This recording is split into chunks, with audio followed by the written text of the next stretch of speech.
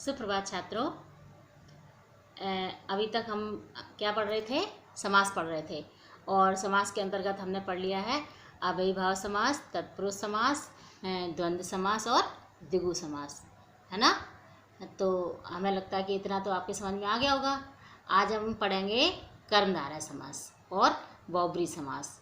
कर्मधारय समास में क्या होता है? इसमें जो उत्तर पद होता है वो प्रधान होता है, जैसे कि तत्पुरुष समास में भी होता था।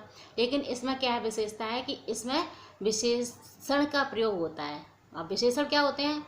विशेषण तो आप लोग जानते होंगे ना, कि जैसे कि अच्छा, बुरा, सुंदर, है ना, या छोटा, बड़ा, महान, ये जो विशेषताएं होती हैं वो क्या होते हैं? विशेषण होते हैं।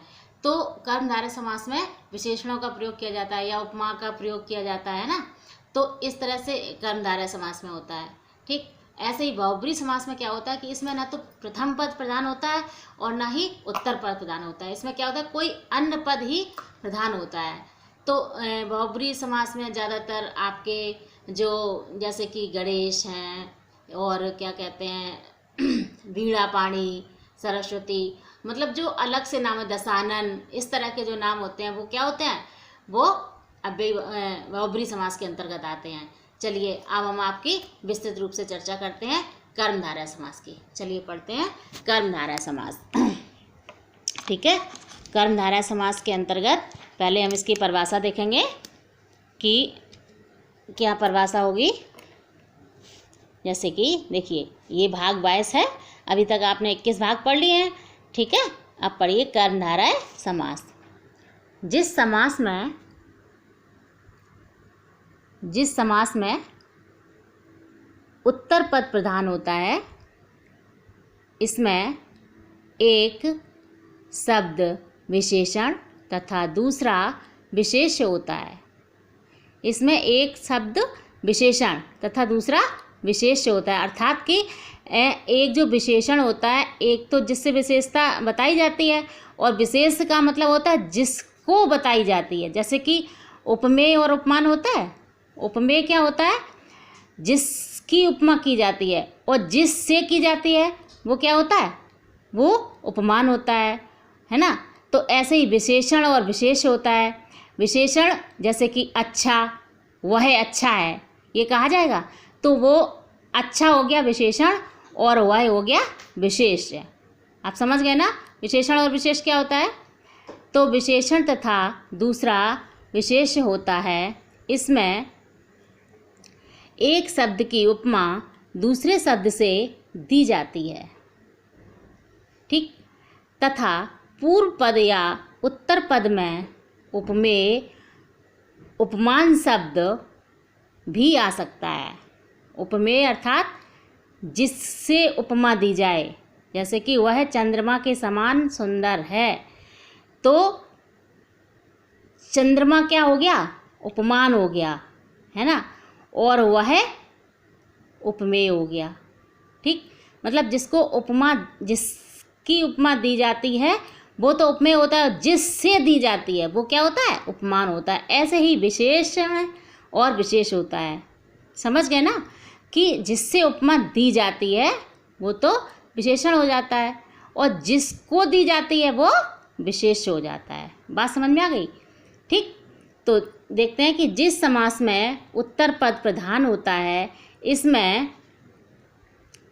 एक शब्द विशेषण तथा दूसरा शब्द विशेष होता है। इसमें एक शब्द की उपमा दूसरे से दी जाती है तथा पूर्व पद या उत्तर पद में उपमेय उपमान शब्द भी आ सकता है।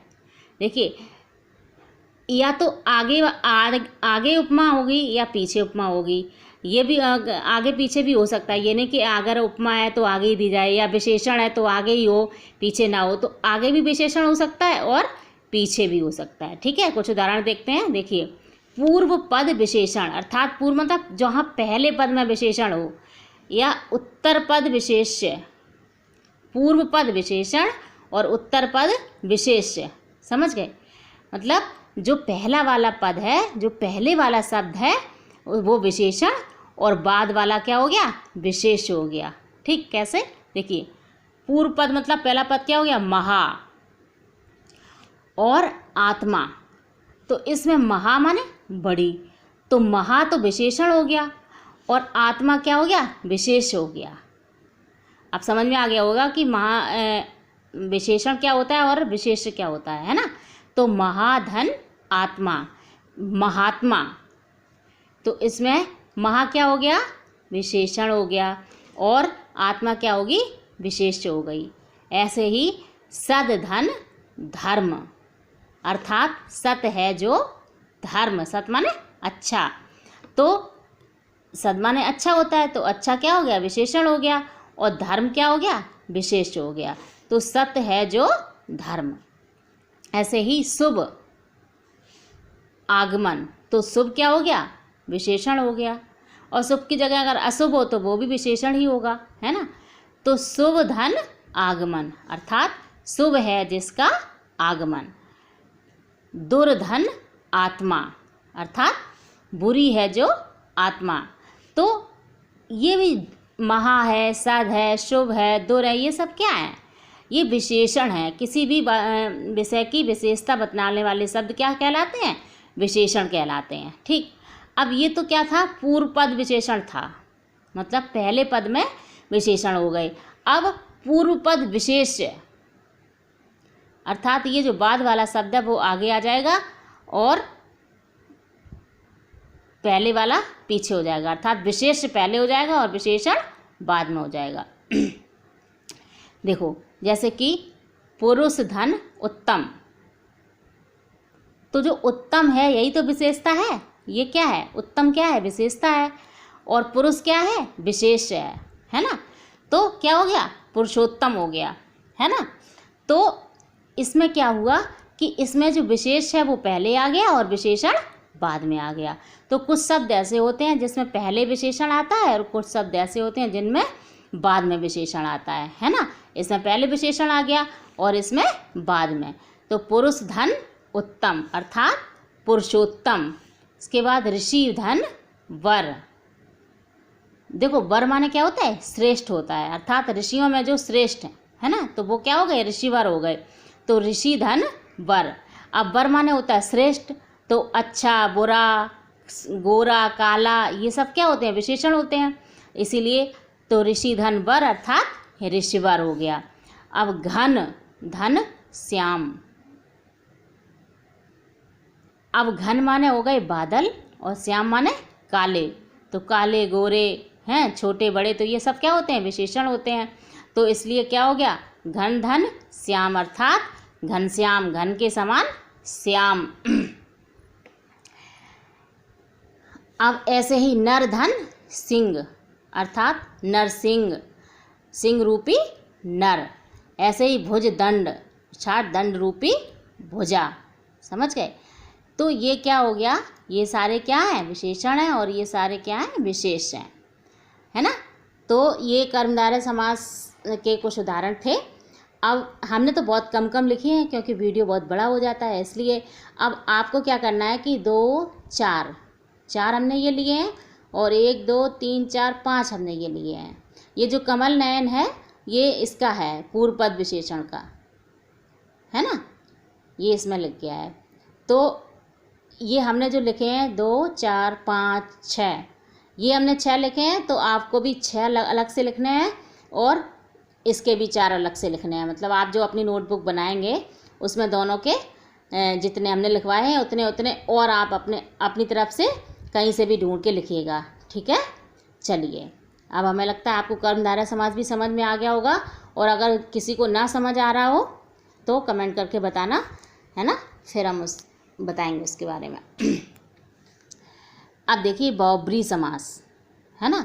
तो बहुब्रीहि समास में हमने क्या बताया था, इसमें कोई अन्य पद ही प्रधान होता है ना। जिस समास के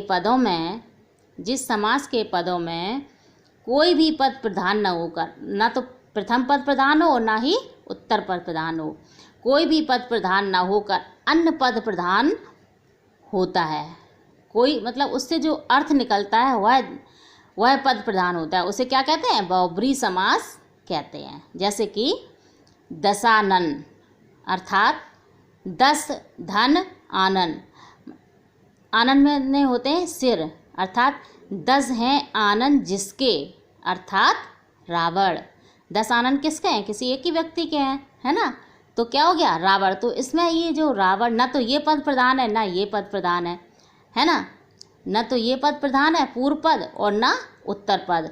कौन सा पद प्रधान है? रावण। अर्थात ये सब मिला के क्या हो जाएगा? रावण हो जाएगा। तो कौन सा पद प्रधान है? अन्न पद प्रधान है।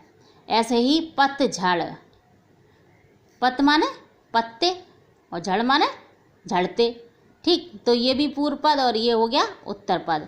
तो झड़ते हैं पत्ते जिसमें, वो क्या हो गया? पतझड़। यहाँ पतझड़ मौसम की बात हो रही है। तो पतझड़ का मतलब क्या हुआ? पत धन झड़ का मतलब है झड़ते हैं पत्ते जिसमें, अर्थात पतझड़, है ना। अर्थात हो गई पतझड़।